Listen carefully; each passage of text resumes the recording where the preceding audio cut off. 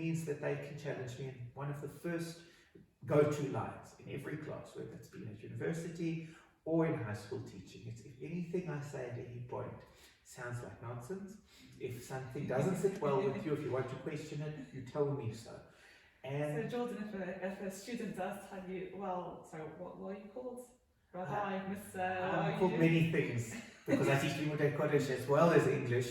So they call me Sir, they call me Rabbi, they call me Rav Jorden, they think Jordan's my surname. So I've got many names. Multiple personality disorder. Rav Jorden. Sounds about right.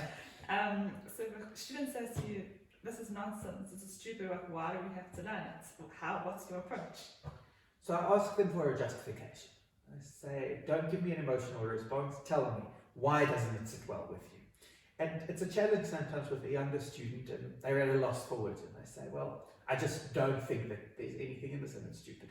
I'll say, is it because you don't want to learn anything? And more often than not, I find that that is the case, is that they're not in the headspace to learn anything, and so their go-to response is to reject rather than take in anything. Okay. And I've had it with them. How do you turn that around? So then I say to them, all right, what would you be interested in? And sometimes that catches them off guard because then they say, all right, nothing. So I say, so it's more that you don't want to learn anything.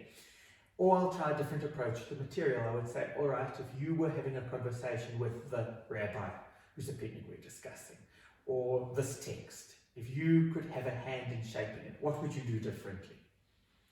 And they look at it differently, and sometimes I will then lay out the conditions or the circumstances under which whatever we're learning came into existence. I would say, what would you have done differently under those circumstances? Because that's quite brave as a teacher, because a lot of the time we are, as teachers, we're so scared to be challenged. We see it as a threat. No so question. you're saying actually like, in order to get to them, in order to reach that person in a class, if you see them as something just more than a student, you Yes. like, want to help them. It's like, you matter, like what's important to you. And it's Absolutely, quite amazing. Jorden. Okay? Absolutely, I couldn't agree with you more. I try to encourage them in turning the question back on them, as it were. I encourage them to become an active contributor and participant in education. I don't want them to be, as I said, mindless consumers of information and knowledge. That's not education, in my opinion. That's not learning, and that's not teaching, if that's what I'm there to facilitate. I guess also you want them to live education. Yes. Not And just like... I don't delude myself. And It's not an easy sell, because for so many students, and this is perfectly natural, no, there are very few students who can relate to every one of the subjects they take. And then I have to make my peace with the fact that not every student is an enthusiast of halakha, not every student is an enthusiast of machshava, not every Right. student is an enthusiast of English literature, Right. and some of them are perhaps more mathematically inclined, etc. And I have Just to. for our listeners, Yes. you teach religious studies, which are Jewish studies, and then you also teach Correct. like, I don't know what else it's called, but like Correct. other curriculum. General studies, and General I teach studies, English. yeah. And I'm at the school at which I teach, at least, I'm the only hybrid teacher that has a foot in both camps, who teaches Kodesh as well as English. And that for me, that's part of who I am. That speaks to my personality. I am a person who strives to marry the two. Do you love what you do? Like, do you? More than love. That's special, hey? Absolutely. For me, my passion in English is part and parcel of my religious identity at the same time. And I can always I strive to find ways to bring the two worlds together, and I see synthesis and not conflict. And That's brilliant. it doesn't always, it's not always seamless. It isn't always seamless, but the two speak to one another. The religious experience, the lived Jewish experience, is one that resonates very profoundly with literature and with much of what I do in the literary space. And I've always tried to make the two speak to one another. So, as a teacher, what kind of like mindset could you give advice to other teachers, like going into a modern classroom today with like all the challenges? Like, we just had COVID, we just had the pandemic, we have anxiety issues, we now have, well, the plus side is now, like, as you said, we've got hybrid classrooms, that's available, that's amazing. So what can we do now differently with the kind of challenges we had? What do you think what's going to happen in the future? Just like generally, like, what do you think, and what useful tools or tips can you give? A lot of them are going to sound quite obvious, but I cannot stress enough the importance. These are, in my experience, the ones that have proven the most valuable. Right. The ability to think on one's feet and be willing to change tack completely. You think a lesson's going to go one way, and you've got the whole trajectory planned in your head, and one believes that I'm going to go from point A to B to C, and that will see me through my 40-minute lesson. And a minute in, I realize that my students are not interested in A, B, or C, but they are on Z, and I have to somehow bridge that gap or look at it as a constructive challenge more than how do I now push my agenda. I've had to recalibrate lessons on a number of occasions where either because of present circumstances, that is, something has happened, or the students are not in the headspace for... So you have to be quite quick on your feet, right? No question. That you have to be willing to meet the students where they are, which is point number 2. Very, very often, they inform the energy of the class. I can stand there and attempt to teach, and they're not receptive, and I get frustrated, and my students are frustrated.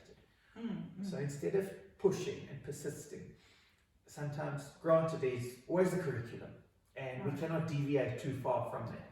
But on occasion, if the situation demands it, and students need to be met where they are, I am always open to snaking around where we're supposed to be, and to taking it in a direction that meets them where they are. Wow. For me, it's crucial, because then I know I'll have their buy-in, potentially, it's not always guaranteed, but they will be on board with me, potentially, for the last 15 minutes. I think also what's very special is how you address students. You once mentioned to me that I think you call them ladies and gentlemen. I do indeed. You don't just say boys and girls. You actually you bring them up, you elevate them, which is so important. It's crucial to me. It's not that I never call them boys and girls. I typically do that when I am particularly frustrated or when they need a bit of dressing down. Yeah. But for the most part, I strive to address boys as gentlemen and girls as ladies, because for me it's crucial. It is a raising up of the person, and it speaks to how I perceive them. I don't see them as much as there is certainly an experiential difference between the two of us and an age difference. For me, I seek to promote them as people and to bring them up through education. And that's how I perceive them, that they are gentlemen and they are ladies. And it recently happened that when I referred to them as such, one of the girls piped up that we're still girls, we're not yet ladies.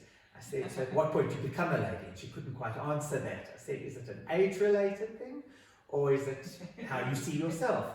Right. And that's how I see them. I see them in certain respects as equals, as people, because they're not there, like I said, to simply consume what I hand over, but to unpack it with me. We do it together. I feel like when you, a student, you see that they believe in them, that the teacher believes in them, then they believe in themselves, and there's Certainly. nothing more powerful than that. And I feel like that's really what you bring to the classroom. We do have to come to a close very shortly, but for you, what would be the ideal sort of lesson, or what would you like your students to come out with, like at the end of this year, or a lesson, or what's your aim or target? My ultimate aim is to foster, not necessarily, it's not going to happen in every case, not a love for critical thinking, that would be an ideal, but it's an interest in becoming a critical thinker.